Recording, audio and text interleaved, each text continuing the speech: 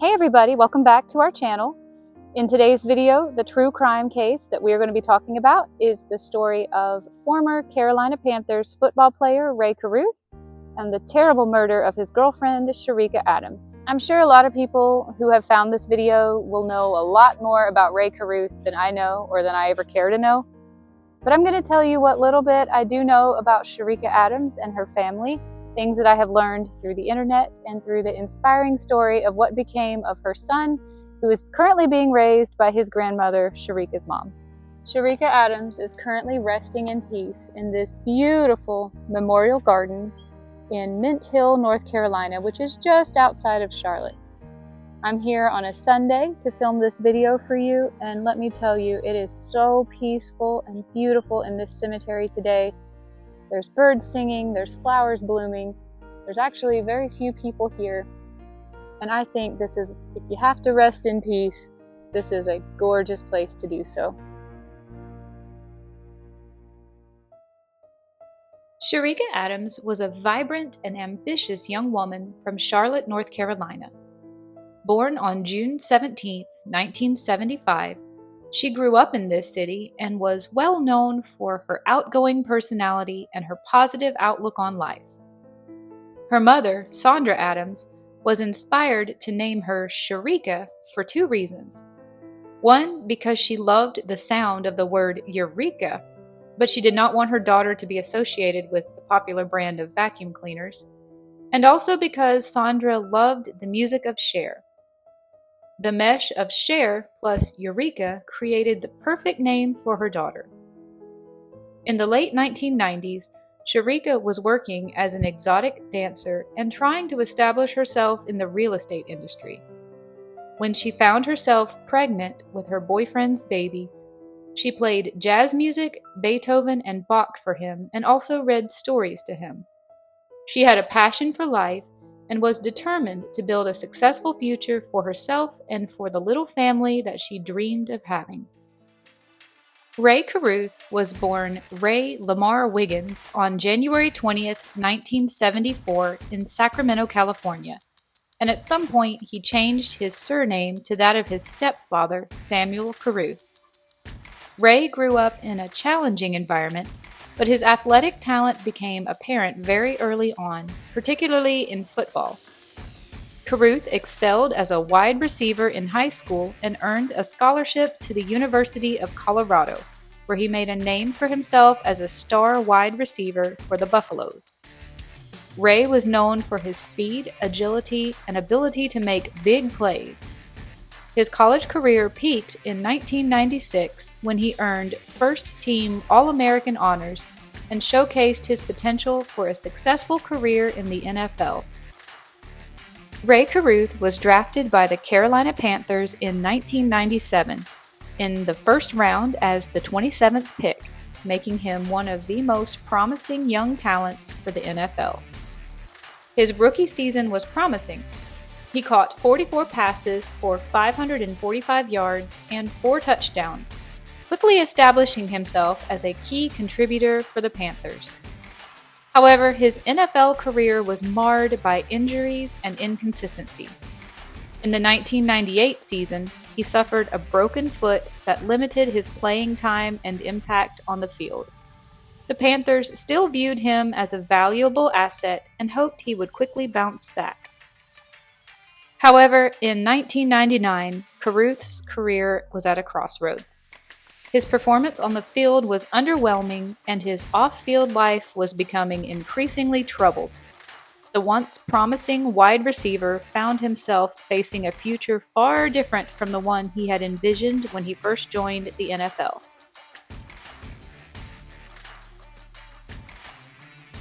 CHERICA Adams met RAE CARRUTH through mutual acquaintances at a pool party in the summer of 1998, and their relationship consisted mostly of casual arrangements. Ray was focused on his football career and playing the field outside the stadium as well, but CHERICA saw past his playboy ways and thought he could make a great partner in life. She introduced him to her father and friends very early on, and insisted that she could see good qualities in Ray, even when her friends had misgivings about how serious he was about being in a relationship with her. However, things took a much more serious turn when CHERICA discovered that she was pregnant with RAE CARRUTH's child in the summer of 1999. RAE was resistant to the idea of having a child with CHERICA and put intense pressure on her to have an abortion. RAE already had another child, named RAE CARRUTH Jr., who had been born in 1996 when RAE Sr. was at college in Colorado.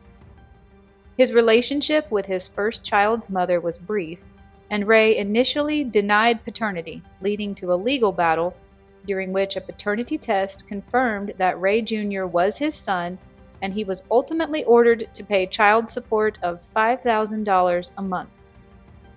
RAE Sr. was reluctant to be involved in his son's life and resisted paying the child support, which was adding financial pressure and tension in his life. RAE CARRUTH Jr. grew up largely without his father's involvement, and his life was deeply affected by the events surrounding his father's later criminal case. RAE Sr. expressed hostility and reluctance at the news that he had another child on the way, and he maintained his desire to avoid the financial and personal responsibility of having a second child. However, CHERICA Adams was known for her strong will and determination, traits that were evident as she maintained her decision to go through with the pregnancy, hoping to raise her son with the help of her own mother and build a stable life for her family. Tension was building between RAE and CHERICA, and as she continued to refuse to terminate the pregnancy, RAE began to orchestrate a plot that ultimately led to murder. By the fall of 1999, RAE was already in contact with two individuals to help him eliminate what he considered to be the problem in his life: Van Brett Watkins and Michael Kennedy. RAE had met Watkins in a strip club and Kennedy at a shop that sold accessories for his car. Van Brett Watkins was a nightclub manager in Charlotte with a lengthy criminal background, including convictions for various drug-related charges. RAE contacted Watkins through mutual acquaintances and arranged for him to carry out an attack on CHERICA Adams in exchange for the promise of a substantial amount of money. Michael Kennedy was a former security guard with a criminal record and was contacted by Watkins to drive a vehicle on the night of the attack. CARRUTH worked closely with Kennedy and Watkins to plan the attack and provided them with the necessary details and arranging the logistics of the attack, including leading them to the place where he wanted the crime to be committed. A third man named Stanley Abraham was also present in the vehicle and provided testimony later. On the night of November 16, 1999, RAE invited CHERICA out to the movies to watch The Bone Collector with him and another friend at the Regal Stonecrest Theater in South Charlotte. CHERICA was 8 months pregnant by this point, and she was delighted to be asked out on a date with RAE. She still firmly believed that he was a man worth her love and their relationship could be headed towards great things. After the movie, RAE told CHERICA that he wanted to go back to her house to spend the night. They left the theater together in her car and drove back to RAE's house to get his car. There, they left RAE's house in separate vehicles, with CHERICA following RAE's luxury silver Mercedes-Benz and her white Toyota Solara. Unbeknownst to CHERICA, RAE had orchestrated this specifically as part of his plan to have her killed. RAE had already phoned his friends Van Brett Watkins and Michael Kennedy, who were in the neighborhood, to follow CHERICA's Toyota in their separate vehicle, a Toyota Camry, and wait for the opportune moment to execute her murder. The drive from RAE's house towards where CHERICA lived followed a route that led them through several neighborhoods across South Charlotte. Ultimately, they made their way to the major RAE Road, which was the planned location for the attack. RAE led in the front, and CHERICA was following right behind him. As they drove north along RAE Road, Watkins and Kennedy positioned their vehicle alongside CHERICA's car in the next lane over and waited for the signal. When RAE slowed his car down and came to a complete stop, forcing CHERICA to stop her car behind his, she was essentially trapped and unable to turn her car in any direction. Watkins, in the passenger side of Kennedy's car, fired 5 shots into CHERICA's car, hitting her 4 times, before they sped off in one direction and RAE in another. Despite being critically injured, CHERICA was able to call 911 and maintain a conversation for 12 minutes. Her call was a desperate plea for help, revealing her dire situation. She told the operator that she had been shot multiple times and identified RAE as the person probably responsible for the attack. She continued to place blame on RAE until she lost consciousness later that evening. 911, Baker, you need police, fire, or medic? Police, I've been shot. You've been shot. Where are you at, ma'am? Come on. Listen to me. You're on a wireless phone. I don't know where you are, so tell me where you are, ma'am. Where are you at? At that Calvary Church. I know. Calvary Church. Left side and kept straight. You're where? Ma'am, Ray Road. You're on Ray Road. Where at on Ray Road, ma'am? Ma'am, talk to me. Where are you at on Ray Road? I don't know. Okay, are you near Calvary Church? I passed it on the left, and I kept straight. Okay, ma'am, you gotta help me to help yourself. Where are you at? McAndrews, Lexus Square, Community. I'm in front of it. McAndrew? Okay, listen to me. McAndrew? You said McAndrew Square? Ma'am, listen to me. McAndrew Square? Listen to me, ma'am. You're on Ray Road. Square, Community. Okay, tell me one more time. WESSEX. WESSEX Square. You're at Wessex Square. Yes. Okay, where are you shot at, ma'am? I don't know. I was driving. You were driving and someone shot you? Yes. Did you see the person that shot you? I'm 8 months pregnant. Okay, ma'am, you're 8 months pregnant. You've been shot. You're at Wessex Square. Community. Okay, ma'am, I'm going to connect you to medic. Continue to talk to them because, ma'am, we have to help you. We have to find out where you are. Stay with me on the line.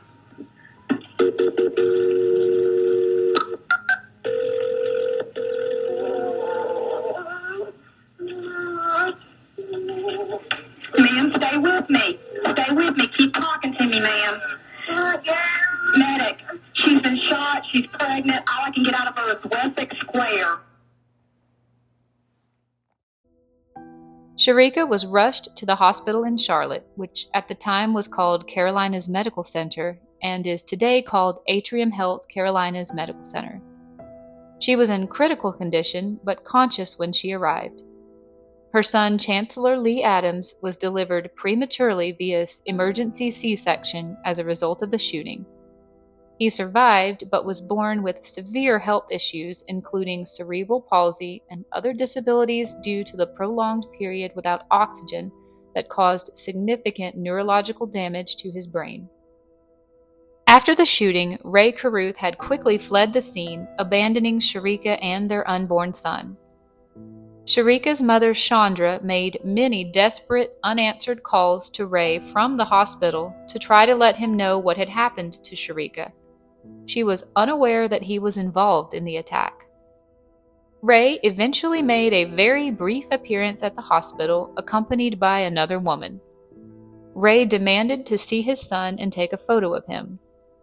Chandra offered to let him hold or touch his son, an offer that RAE refused. RAE was charged with the attack on CHERICA and her baby, but he was able to make bail immediately. He was released under promise to stay in town and be available because things would change if either one of them died as a result of their injuries. CHERICA underwent emergency surgery to address her multiple injuries, but despite the efforts of many medical professionals, her condition remained precarious due to the severity of the gunshot wounds. Despite her medical team working tirelessly to stabilize her and provide necessary care, CHERICA Adams succumbed to her injuries 4 weeks later, on December 14th of 1999. Her family was forced to make the difficult decision to withdraw life support on the beautiful young mother only a few short days before Christmas. CHERICA's death changed the course of the prosecution because now the charges were escalated to murder. Warrants were issued for the arrests of RAE and his associates. Despite the conditions of his bail, RAE immediately fled the city in an attempt to avoid the ensuing investigation. Watkins and Kennedy also fled, becoming involved in a high-speed chase. RAE was soon found hiding in the trunk of a car in Tennessee, and Watkins and Kennedy were also apprehended shortly thereafter. RAE CARRUTH was charged with first-degree murder, conspiracy to commit murder, discharging a firearm into occupied property, and using an instrument to destroy an unborn child. In 2001, he was convicted of conspiracy to commit murder but not first-degree murder, and was sentenced to 18 to 24 years in prison. Van Brett Watkins was convicted of first-degree murder, conspiracy to commit murder, and other charges. He received a 50-year sentence without the possibility of parole. Michael Kennedy was convicted of conspiracy and other charges and received a prison sentence of 11 years and 8 months. RAE CARRUTH's legal team filed multiple appeals over the years, but his convictions were always upheld. He served his entire sentence and was released on October 22, 2018, after spending nearly 19 years in prison. He relocated to Pennsylvania after his release and has kept a low profile ever since. Van Brett Watkins died in December of 2023 after serving over 2 decades of his sentence. This case has continued to draw public and media attention due to the nature of the case and the impact on CHERICA Adams's family. CHERICA's death highlighted issues of domestic violence, responsibility, and the consequences of extreme actions. RAE's son, Chancellor Lee Adams, was born with significant health challenges due to the shooting, and he has become a symbol of the tragic fallout of RAE CARRUTH's actions. Both Watkins and Kennedy's involvement in the case highlighted the premeditated nature of the crime and the lengths to which RAE was willing to go to avoid responsibility for his actions. However, something I did not know before researching this case is just what an inspiring person Chancellor Lee has turned out to be.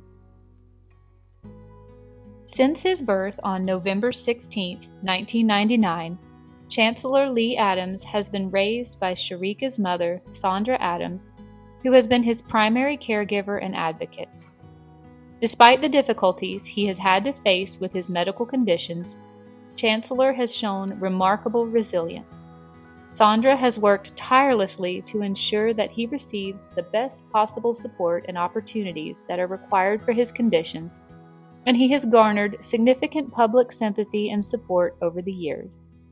Chancellor's story has been widely covered in the media, not only because of the tragic circumstances of his birth, but also because of his and Sandra Adams's efforts to build a positive life despite these challenges.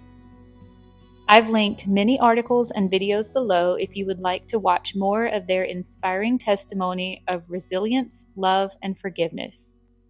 In interviews and public appearances, Sandra Adams has emphasized the importance of Chancellor's well-being and education, focusing on his potential and future despite his difficult past. Shortly before RAE CARRUTH was released from prison in October of 2018, Sandra had told reporters about her desire for him to be able to bond with his son, who was then at the time 18 years old. She even planned to take Chancellor to meet CARRUTH. However, shortly before walking free, CARRUTH penned a letter to WBTV in Charlotte stating that he planned to seek full custody of his son after his release. Sandra balked, and CARRUTH quickly recanted his intentions. Sometime later, RAE mailed a check to Sandra through the public court systems for an undisclosed large amount of money. Sandra has come out publicly to acknowledge the gift and state her belief that RAE's heart is changing. She has said that she has forgiven all of the men involved in her daughter's death and has done so because, in her words, "You can't hold on to past hurt and regret and unforgiveness. You have to let it go. Only love promotes peace." Since then, Sandra and Chancellor have lived quietly in their Charlotte home, peppering travels in between therapy appointments, church events, and Sandra's continued visits to prisons where she discusses love and forgiveness with convicted murderers. Chancellor has made significant strides in his personal development and is thriving, having learned to walk and speak short sentences despite doctors' early precautions that he would likely never leave a wheelchair. The public and media attention has brought awareness to the issues faced by individuals with cerebral palsy and their families, contributing to broader discussions about disability and support. Chancellor is now 24 years old, the same age that his mother was when she died. He graduated from high school in 2021. Sandra Adams credits her faith for allowing her to care for her grandson since birth. She and Chancellor call CHERICA Mommy Angel.